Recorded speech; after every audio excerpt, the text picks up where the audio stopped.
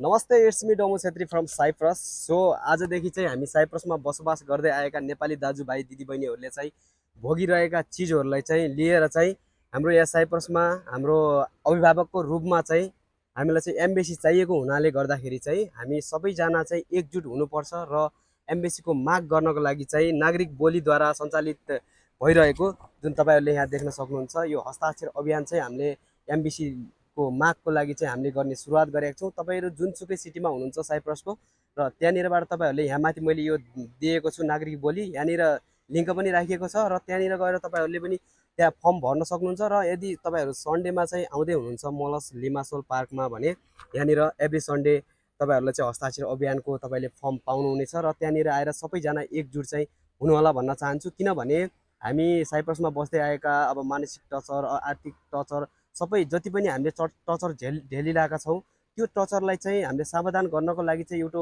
हाम्रो अभिभावकको रूपमा चाहिँ हामीलाई एम्बेसीको एकदम मोस्ट इम्पोर्टेन्ट र हामी कुनै पनि डकुमेन्टहरू चाहिँ नवीकरण गर्नको लागि पनि हामीलाई सहज नभएको हुनाले गर्दाखेरि चाहिँ यो हामीलाई एम्बेसीको एकदम खाँचो छ र नेपाल सरकारसम्म पुग्नको लागि चाहिँ हाम्रो बहुमत पुग्छ कि पुग्दैन भनेर चाहिँ हामीले चाहिँ नागरिक बोलीद्वारा चाहिँ जुन अभियान सञ्चालन भइरहेको छ सबैजना जति पनि साइप्रसमा हेर्दै हुनुहुन्छ मलाई हेर्दै हुनुहुन्छ मेरो साथमा राजाराम सर पनि हुनुहुन्छ र नागरिक बोलीबाट हेर्दै हुनुहुन्छ डोम छेत्री पेजबाट हेर्दै हुनुहुन्छ अथवा टिकटक जुनसुकैबाट पनि हेर्दै हुनुहुन्छ सबैजना चाहिँ एकजुट हुन होला भन्न चाहन्छु। हजुरले दुई शब्द भनिदिनु। पक्कै पनि डोमो छेत्रीजीले भने जस्तै गरी हामीले तपाईँको दूतावास नेपाली दूतावास साइप्रसमा चाहियो स्थापना गराउनको लागि पहल गर्नको लागि चाहिँ हामीले हस्ताक्षर अभियान सञ्चालन गरेका हौँ र त्यस कारणले गर्दाखेरि हजुरहरूलाई अवगत नै होला यहाँ साइप्रसलाई चाहिँ तपाईँको नेपाली दूतावास इजरायलले हेर्छ।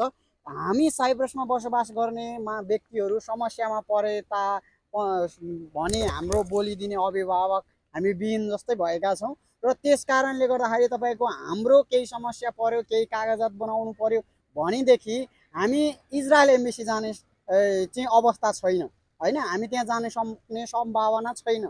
नभएको कारणले गर्दाखेरि हामी करिब करिब 15-20 हजार नेपाली नागरिकहरू चाहिँ साइप्रसमा बसोबास गर्छौँ। हामीले चाहिँ सरकारलाई यहाँ बसेर कमाउँछौँ र तपाईँहरूको चाहिँ सरकारलाई चाहिँ तपाईँको चाहिँ रेमिट्यान्स हामीले आफ्नो देशमा पठाउँछौँ र हामी के देशमा रेमिट्यान्स पठाउनको लागि मात्र यहाँ श्रम गर्न आएका हौँ त होइन नि त। त्यस कारणले गर्दाखेरि हामीलाई पढ्दा बोल्दा हामीलाई कागजी प्रक्रियाको झन्झट नहोस्, यहाँ बोलिदिने कानुनी कुनै झन्झट नहोस्, यहाँ समस्यामा पर्दाखेरि तत्काल उद्धार गर्ने एउटा टिम होस् र भन्नकै लागि हामीलाई दूतावास आवश्यक छ। दूतावास चाहिँ स्थापना गराउनुपर्छ भनेर हामीले लागिपरेका छौँ। यसमा यस अभियानमा यो अभियान हाम्रो मात्र होइन तपाईँ हामी सबैको अभियान हो।